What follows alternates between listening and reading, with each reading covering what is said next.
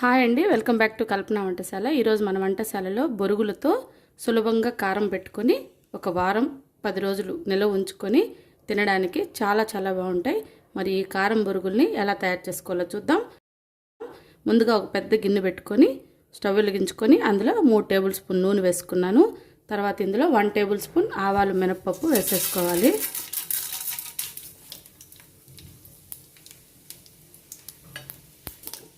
మంట తగ్గించేసుకొని 4 ఎండుమిరపకాయలు కూడా మధ్యలోకి తుంచి వేసేసుకోవాలి.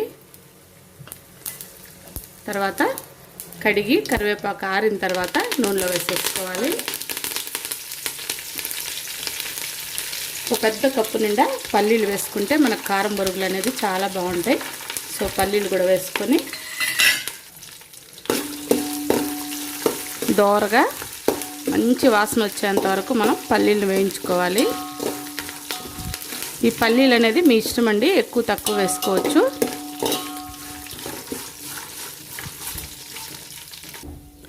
పల్లీలు వేసుకున్న తర్వాత మంటని మీడియం ఫ్లేమ్లో పెట్టుకొని పల్లీలు దోరగా వేయించుకోవాలి.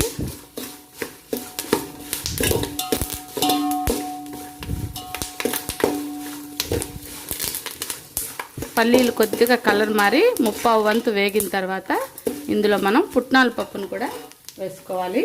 అవి కూడా 1 కప్పు వేసుకుంటే బాగుంటాయి. సో పుట్నాల పప్పు కూడా వేసేసుకున్నాము. వీటిని కూడా ఒక 1/2 నిమిషం మనం పల్లీలు మంచి రంగులోకి వచ్చేంత వరకు పల్లీలతో పాటు పుట్నాల పప్పును కూడా మనం వేయించుకుంటే మురిలల్లో అంటే బొరుగుల్లో మనం కారం పెట్టుకొని తినేటప్పుడు ఈ పుట్నాల పప్పు పల్లీలు నోటికి తగులుతూ చాలా బాగుంటాయి కమ్మగా. సో పుట్నాల పప్పు కూడా వేసుకొని పల్లీలు మంచి కలర్ వచ్చేంత వరకు దోరగా వేయించుకున్న తర్వాత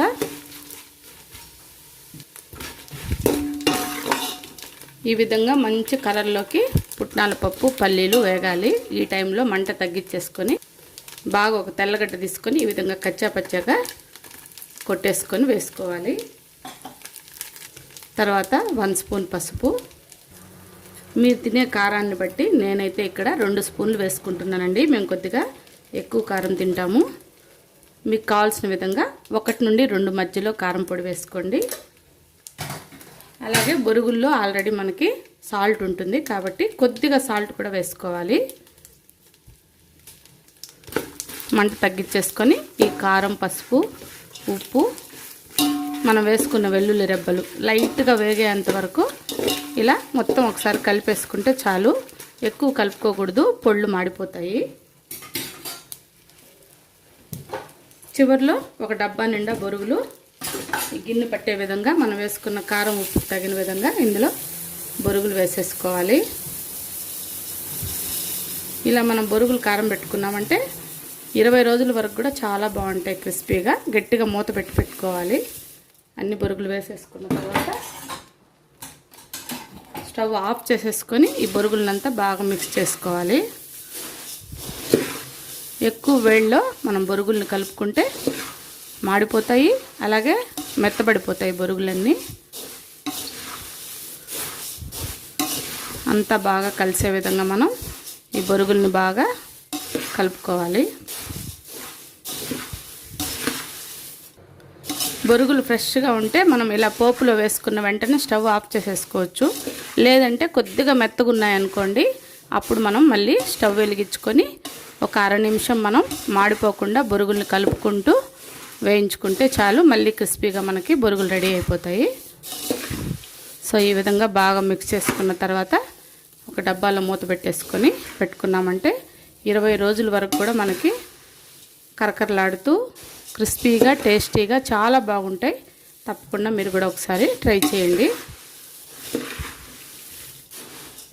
చూసారు కదండి ఎంత సులభంగా మనం కారం బొరుగుల్ని రెడీ చేసేసుకున్నాము.